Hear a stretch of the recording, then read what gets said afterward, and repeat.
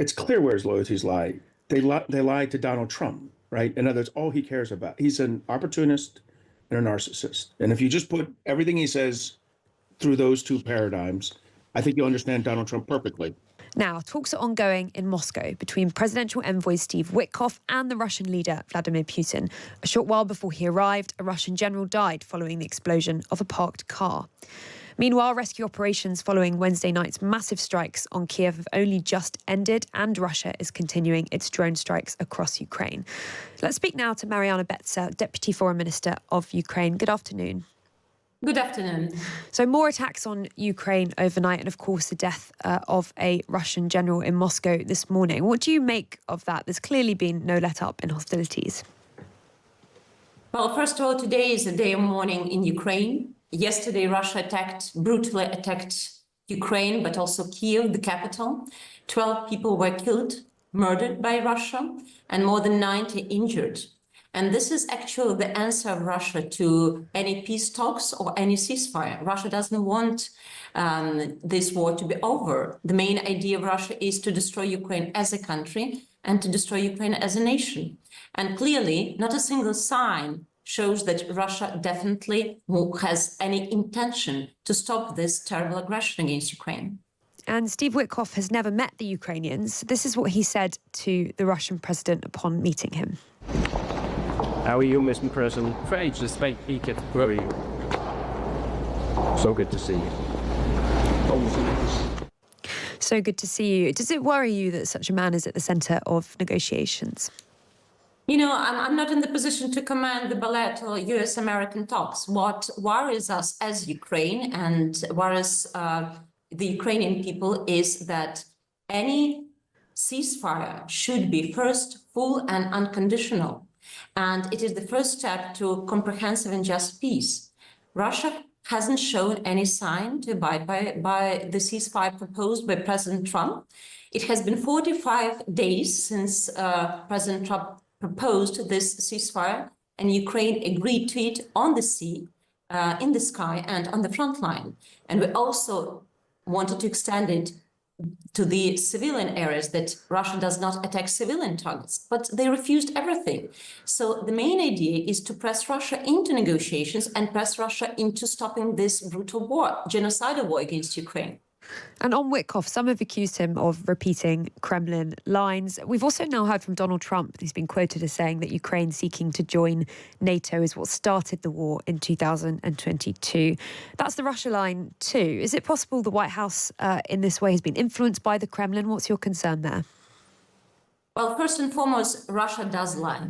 Russia lies on an industrial scale. It has been doing it for ages. It has invested billions into Russian propaganda, disinformation. It's an element of its hybrid warfare, waged not only against Ukraine, but also against Europe and against the entire democratic world. This war is not a conventional war. There is also a very big hybrid dimension to this war, and we should be very mindful that you cannot trust Russia. Show us the actions. None. The actions we see is bombing Kiev, bombing other regions and cities of Ukraine, killing civilians. So first and foremost, never trust Russia. They lie on an industrial scale. Second, definitely Ukraine wants peace more than anyone. And we definitely want the end of this war. But it should be a just peace, and it should be very clear, strong, robust security guarantees for Ukraine that this aggression will not be repeated, that this aggressor will not be rewarded, that the aggression doesn't pay off. We definitely see that Ukraine needs to get more air defense, more sanctions on Russia to press it into negotiations. And of course, when we speak about security guarantees, the best security guarantee for Ukraine is NATO membership. We definitely understand that literally Ukraine defends the eastern flank of NATO right now. We have one of the strongest armies, and it's not only that Ukraine needs NATO. Well, it would be vice versa, in my view. NATO needs Ukraine. And many countries bordering Ukraine, European countries, they understand it very well, because Ukraine has combat experience. Ukraine defends literally the borders of the European countries. So the issue of whether Ukraine will become a member of NATO or not was not in 2014 when Russia started its aggression. So this is and not an issue when Russia wanted to launch aggressive policy against Ukraine and Ukrainians. It just doesn't want to see Ukraine successful European democratic state. And obviously for Ukraine, which absolutely has clearly stated as goals the European integration and the membership in NATO. And these are two goals enshrined in our constitution, sorry. And definitely it is on the table. We definitely look forward to our membership. We understand that it will take time, but it is our goal. And we definitely can contribute to the organization and to the alliance as such. But before we become a member of NATO, we need clear security guarantees on the ground. We need a security contingent on the ground. We need boots on the ground. And I would like to say a huge gratitude to the UK and French leadership for leading the coalition of the willing, for willing to help Ukraine with the security contingent. It is critical that Ukraine has security military contingent on the ground, which will deter Russia on one hand, and which will lead to the situation that the aggression is not repeated in the future. And this is extremely important. Can I ask you about, the interview that Donald Trump did with Time magazine? We mentioned it there, but I'm just going to quote him. Crimea will stay with Russia, and Zelensky understands that, and everybody understands that it's been with them for a long time. Could Ukraine accept US recognition of Crimea if the rest of Europe didn't recognize Russian control? Seemingly that's the US position on Russia that we've just heard from Trump. Our position is very clear, and our President Volodymyr Zelensky was and is very clear on that. Crimea is Ukraine. This is critically important to know. It is envisaged in our constitution. It is an integral part of Ukraine, and it will always be. We will never recognize the attempted annexation by Russia. Indeed, it is a temporary occupied territory retained by Russia, but we will never recognize it as a Russian territory, and we will take whatever it takes, our efforts, diplomatic efforts, to deoccupy our land, our country. Okay, and one issue not mentioned often are the thousands of Ukrainian children who've been illegally taken into Russia or occupied territories. Can you just tell us how many have been abducted and the efforts to get them back? The real statistics about the abducted children is truly tremendous. But the figure that we are having right now is at least 20,000 of Ukrainian children were deported in grave breach of international law by Russia from temporary occupied territories. But of course, the number grows every day because the situation on the temporary occupied territories is very dynamic. And Russia, of course, conducts every day these large abduction operations, forceful displacement of Ukrainian children, Russification of Ukrainian children, deportation of Ukrainian children, militarization and indoctrination of Ukrainian children. So the amount of war crimes that Russia commits against Ukrainian children on the temporary occupied territories, but also in Russia, because it illegally displaced them from the territory of Ukraine, and also it separated many of them from their parents, is truly horrendous. These are war crimes, and our position is very clear, the position of our president, that every child should be returned back home. This is one of the confidence-building measures. The return of each and every child, this is a humanitarian issue. It's a human tragedy that not a single parent should endure, that a child has been separated and brought to another country in grave breach of the law, and even illegally adopted by Russian families. These are crimes that Russia should be tried in the International Court of Justice, in the International Criminal Court, and at the future special tribunal for the crime of aggression to be set up very shortly, I hope. Federation.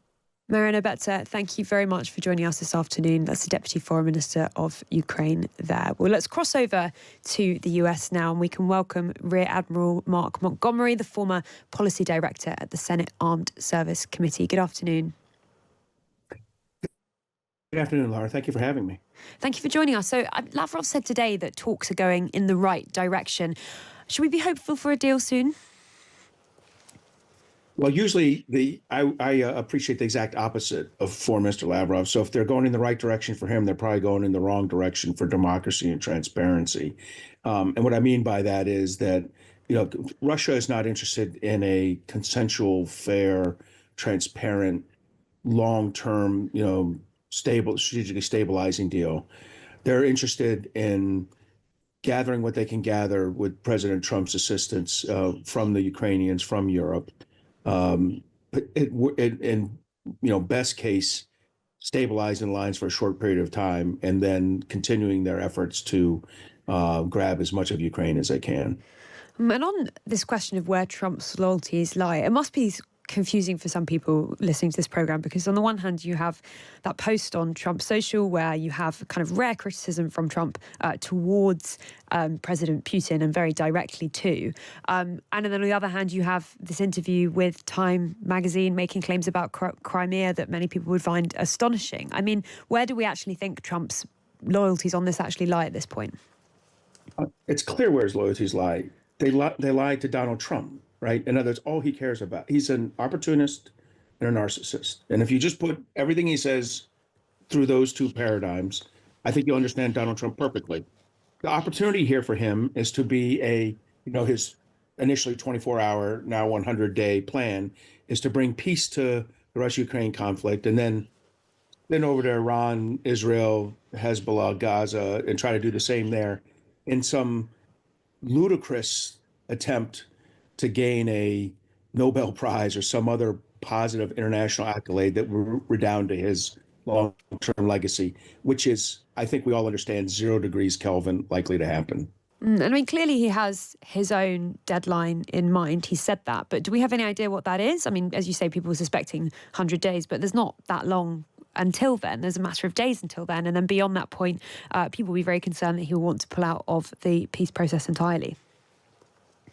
So look, 100 days is obviously artificial. It's as artificial as 24 hours. So I think he's interested in this until he thinks it won't benefit him. That's how an opportunist looks at things. So, from my perspective, I don't believe that on day 101 he's gone, but on, pretty soon he'll lose interest in this. It won't contribute to him getting some kind of positive benefit or accolade, and as a true opportunist, he'll move on to something else. So I do think the time frame is shortening, but I don't believe it's governed by 100 days. And can I ask you about Steve Witkoff, who is, of course, meeting with Putin, whether he's up to the task of negotiating, but also what happened to Keith Kellogg, who was initially given that posting? He's seemingly been sidelined. Do we know why? Well, first, I think that Witkoff is completely unqualified for the job he's doing. The only job he's less qualified to do would be to negotiate a nuclear deal with the Iranians, where he, in addition to not understanding the diplomacy and the politics of it and being easily manipulated by Putin, he doesn't understand the technical issues around enriched uranium and such. And he's demonstrated that already with his few public comments. Look, General Kellogg, I think, has the right idea in mind. General Kellogg does not believe that Ukraine had anything to do with starting this conflict. He does not. I'm confident he does not share the president's understanding of what happened in Crimea in 2014 or 2022. And therefore, because he is not fully on board with everything that Donald Trump thinks, he's been marginalized.